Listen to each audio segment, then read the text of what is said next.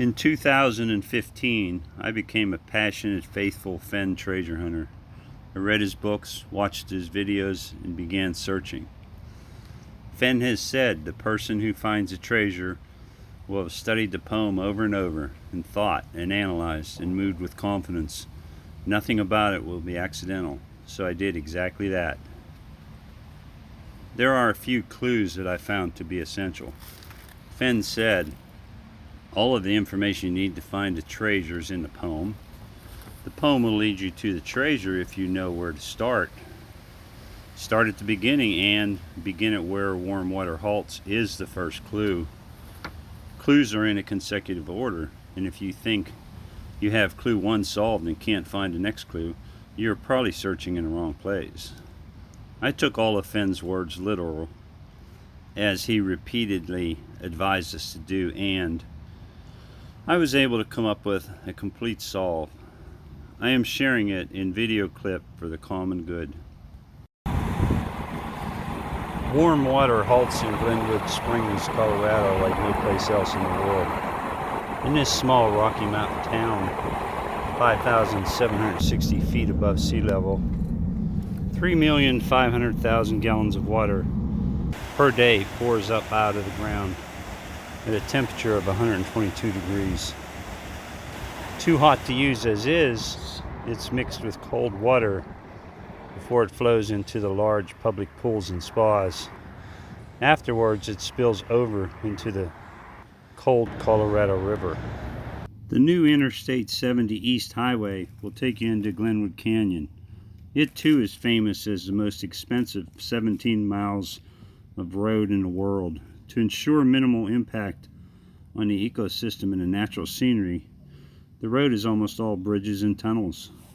Less than 1 mile from town, I-70 passes through the first mountain tunnel, and the first exit, called No Name, is just beyond. Make 2 right-hand turns at the end of the exit ramp, and you will be going west down a long hill and down the river again. The road ends in a half mile along the riverbank and at the foot of the hill.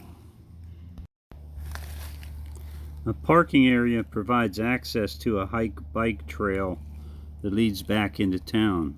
It's only 2 miles back to town, and people walk it all the time. Even though it's not far, it's a little too far to walk, especially if you're an eccentric old man carrying a treasure. Here at the end of the road, trails lead over the short river bank to a large still pool of water. It's a good place to put in a boat if you're on a do-it-yourself river float. I did it twice. For your information, if you happen to miss the No Name exit on I-70 East, you'll not be able to turn around until you get to Grizzly Creek exit. The story of how Grizzly Creek got its name is interesting and available online. It's about the biggest and last grizzly brown bear ever that was killed there many years ago. It's the next exit east on I-70. Floating any part of the Colorado River is no place for the meek. Assuming I am searching in the right place, Mr. Fenn is saying the end is near. Upstream from this point, the river is narrow, deeper, and drops more rapidly. It would not be possible to paddle upstream. A train track on the far side of the river carries heavy loads. The high-speed California Zephyr is almost always seen in the canyon. Okay, so I just pedaled here just a very short distance.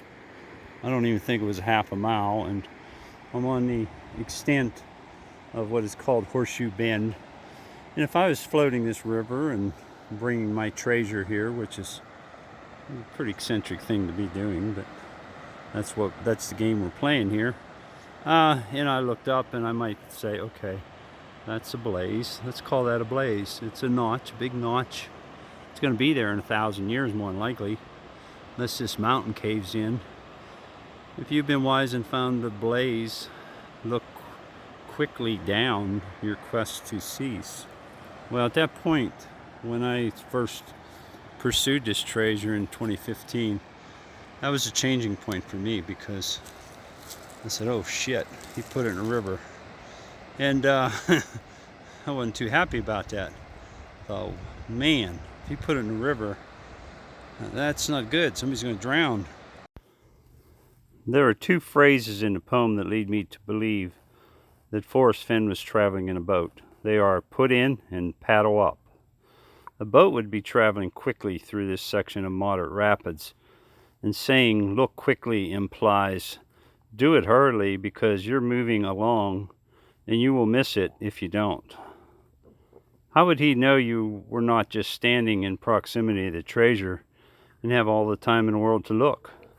The word quickly is the third boat reference. Kept playing along, a little frustrated, but tarry scant with marvel gaze. And then I saw the tunnel entrance, and it's kind of blackened from tar. Diesel engines coming through there years ago, and the marvel gaze is, I mean, my gosh, look around us. This is a marvelous thing to look at, this whole canyon. At the peak of my search in 2015, just take the chest and go in peace was just what I wanted to do. This sure sounds like the end of the search, but why are there more stanzas in this poem? My blind faith in Fenn was fading, but my crazed mind was out of control. I'm determined to find a treasure. I have a vague understanding of the law of average and probability, and as I solved each clue in sequence, I became more obsessed and certain that I was on the right path. I crossed many boundary lines of safety as I searched the area. There is way too much to the story to tell in a video clip. I didn't quit. I continued with search and research to solve the rest of the poem. Alright, so I'm going to continue down around a curve. And there's something around this curve that could have great nostalgia for Forrest Fenn. So why is it that I must go and leave my trove for all to seek? The answer I already know. I've done it tired and now I'm weak. Traveling through Glenwood Canyon in the olden days, you would have to drive on this road. A few old guardrails being reclaimed by nature can be seen here, and just ahead, a path to the left was once a road that led to what used to be a roadside rest area. Imagine what it must have been like to pull into the old rest area and walk down to the water's edge. Avid anglers like the Fenn family would have been in their glory here along a river known for its good trout fishing. When Forrest was a young boy, his family traveled from Texas to Yellowstone, where they spent their summers. Could this be a place where the Fenn family stopped to rest on their way to and from? Now that Fenn is old and weak, does his mind go back to those good old days? Here's a picture of the poem. Right beside it is a map. Just copied most of the map. Right here is Glenwood Springs, so it's on his map. Here's the last stanza of his poem says, "So hear me all and listen good. Your effort will be worth the cold. If you are brave and in the wood, I give you title to the gold." Here's what I think that means. Here's a graph of the water level of the Colorado River for a year. Here's where we're at now, and here's the peak. Peak's in end of July when the snow's melting. And if you notice, the graph isn't quite exactly proportional. So actually, if this graph was proportional and these lines were even like they should be, this would be 20 times up here. It'd be way up here. It'd be, take a big piece of paper. So understand, very dangerous to try to find that treasure in that river when this water's high. In the winter time though, in January, it drops, and there's some very, very low points here where it drops to about 1/40th of its highest. So think about that now. So hear me all and listen good. Your effort will be worth the cold if you are brave and in the wood. I'm not willing to come here in the winter and go into the Colorado River and look for the treasure. So this is why I kind of give this up, and I'm just sharing my solve. And then one other thing I would like to mention, if you're brave and in the wood, I think wood is just a reference to Glenwood Canyon. So Anyhow, that's my solve. For what it's worth, it's just a theory. There may be other theories. Unfortunately, some people have died trying to find this, and 2 or 3 have drowned in the rivers. I'd like to see somebody find it. I'd like to actually see Forrest Fenn step forward and say, whoa, wait a minute, I didn't think this was going to be this dangerous. But he's getting old, so anyhow, I don't know if that's going to happen. But be safe, that's all I can say.